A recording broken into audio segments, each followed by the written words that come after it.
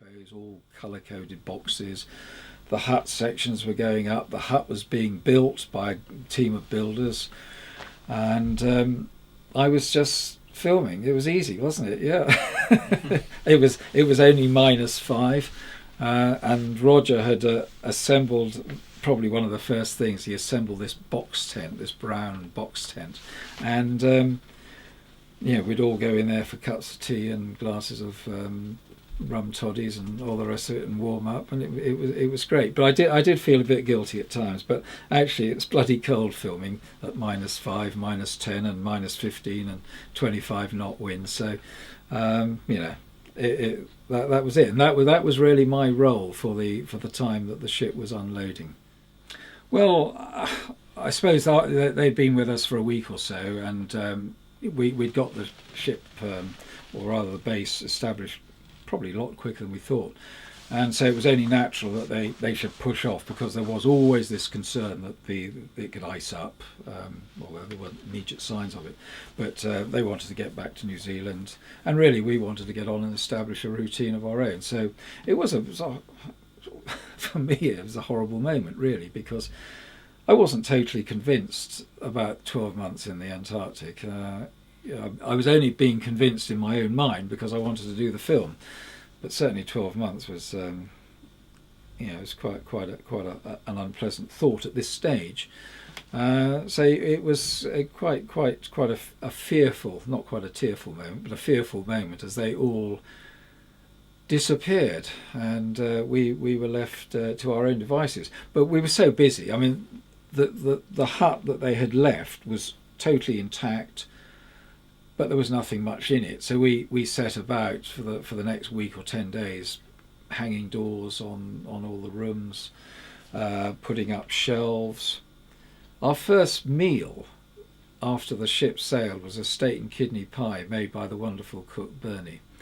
And I remember Robert ceremoniously putting it in our stove. We had this Essie stove, a coal-fired stove, and which we were to use every day for the next year. And he prepared this meal, warmed this meal up, and that was our first civilized meal. And it was just non-stop work for quite a few days, and then Roger got quite rightly, there's this beautiful Mount Erebus 11 miles away from us, 12,000 feet tall, and he wanted to get up there and take the entire team with him. So that was going to be our first project. Not something that I relished, and something that, quite frankly, I was a complete disaster on. But that really is another story, and not really here for the recollection.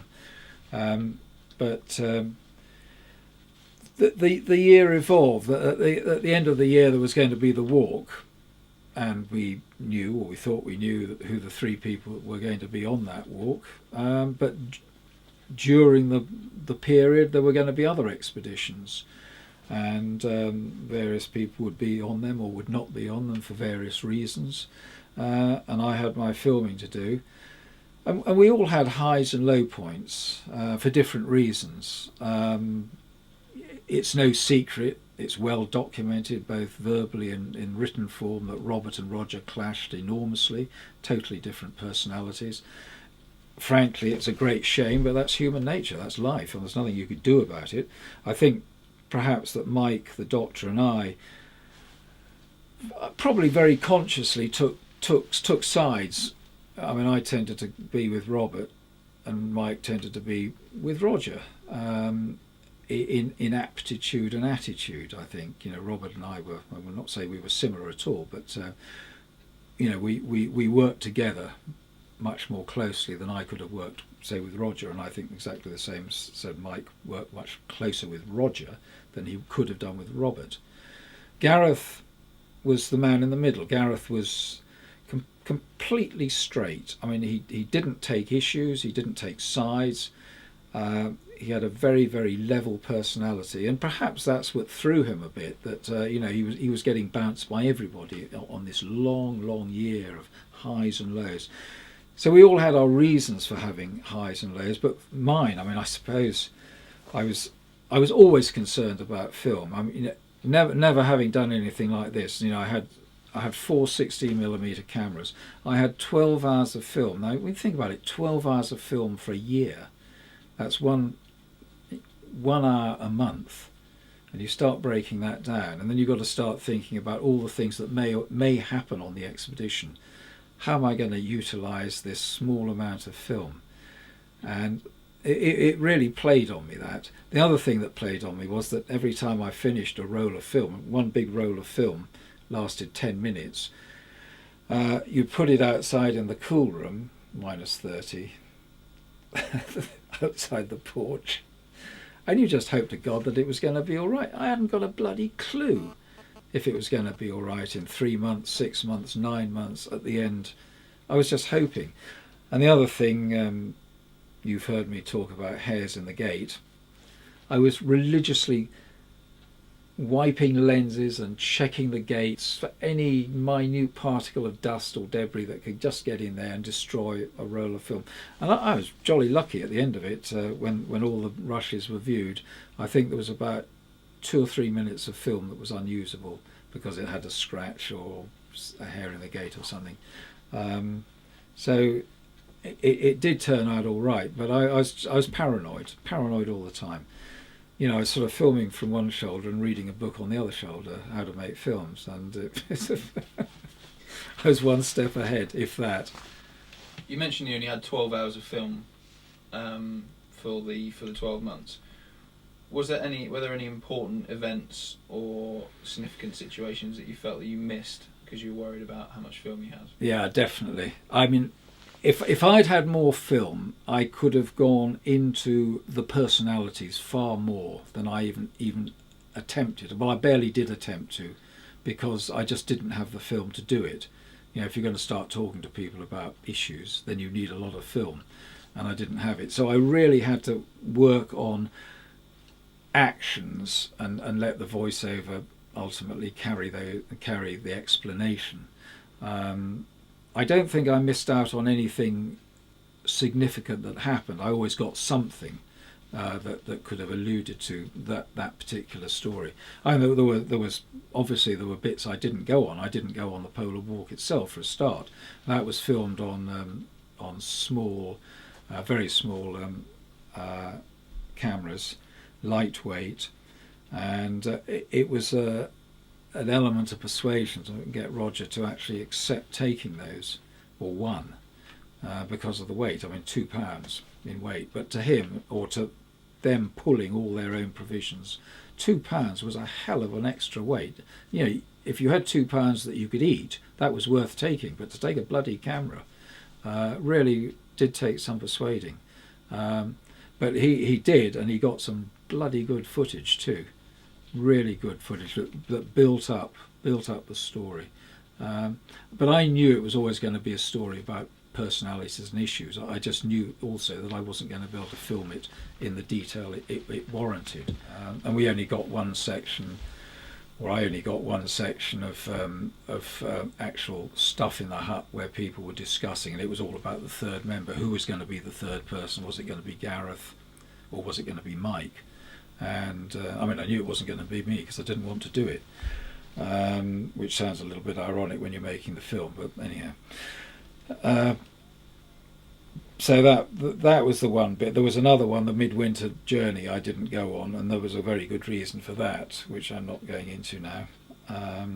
But that was partially done at Cape Crozier, where the midwinter journey ended up at, and partly done after the event back at the base in still very cold conditions. You mentioned some clashes of personality during the trip. Is there any good examples you can think of that highlighted those clashes? Unfortunately, the big personality clash between Robert and Roger, the two expedition leaders, started off very early, before we'd ever even left Britain, well before we'd ever left Britain. So we all knew that there was going to be a problem.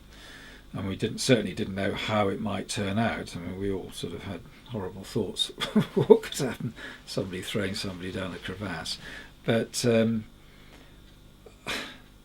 I don't know, Roger would say that he didn't trust Robert, and Robert was such a powerful leader of people, convincer, and you needed that sort of a person. I mean, an expedition of this scale you'd have never done with humble people just trying to get things going on their own. It was such a massive scale project. You needed him, but he didn't have the technical skill that Roger had, and Robert knew that Roger was required. So you had to have those two. You had to have those two parts were required, and it just happened that it came from two different people. I don't know whether there was envy attached or what. I mean, it was one of my disappointments. I must say, it was one of my low points to see this. During the year, you see these awful ups and downs, these troughs, but individually, I mean, they were two remarkable people, and I'm just very sorry, guys, that Roger and Mike aren't here to join me. Mike Stroud and I had hoped to get together, and just bring our recollections to you, but the bad weather just before Christmas meant we couldn't get together, and we haven't had time after Christmas because I've got to get this thing off DHL fast. Roger just understandably said, it's not my sort of thing. Well, that's Roger for you, and that's fair enough too. But I do know that he would have liked to have been out there, as Mike would have, and indeed I would have, if I wasn't in Canada, or will be in Canada in January. So really it was always going to be three who just kept dead quiet from the press because it could have been a killer. And that's partly why we had this big issue later on in the hut, was who was the third person, because Robert wanted Mike to do it, whereas Roger said no, he wanted Gareth to do it. And I certainly was never ever interested in doing it. I mean, I knew my knees weren't up to it. But there's something more than just your knees not being up to it. Your brain's got to be up to it as well, and you've really got to want to do it, in other words, and I didn't want to do it. I mean, pulling sledges for a day was bad enough for me. It was physically knackering and mentally exhausting. So no, pulling a sledge for 75 days was not on my agenda at all.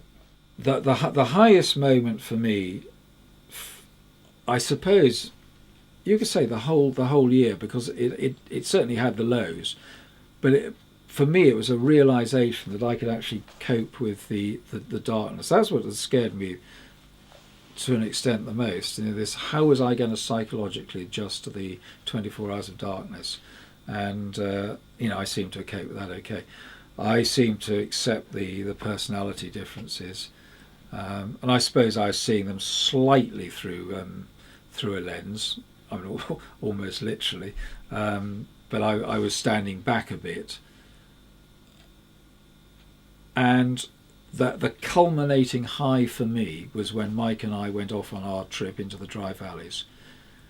We'd followed the three walkers out for the first 50 miles so we could do some filming. Then we went back to do our own trip, and going into the Dry Valleys, just the two of us. Mike was very, very good with me. I mean, I had no real experience of sort of mountain craft and walking on ice, apart from the little that I'd done in that year.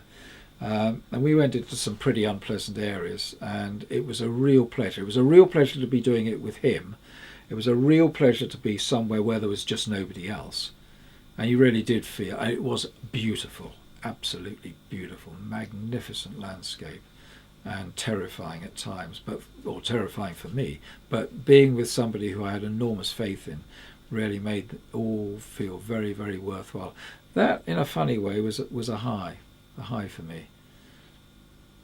And then, obviously, on the flip side, what was the lowest point through the whole experience? I think, funny enough, the Americans had in August they had a they'd get an aircraft that came out, and it would drop their mail supplies and lobsters and crab and all their sort of really expensive food. I think it was just sort of an excuse to do flights into the Antarctic, long distance flights. But anyhow, we got our mail as well.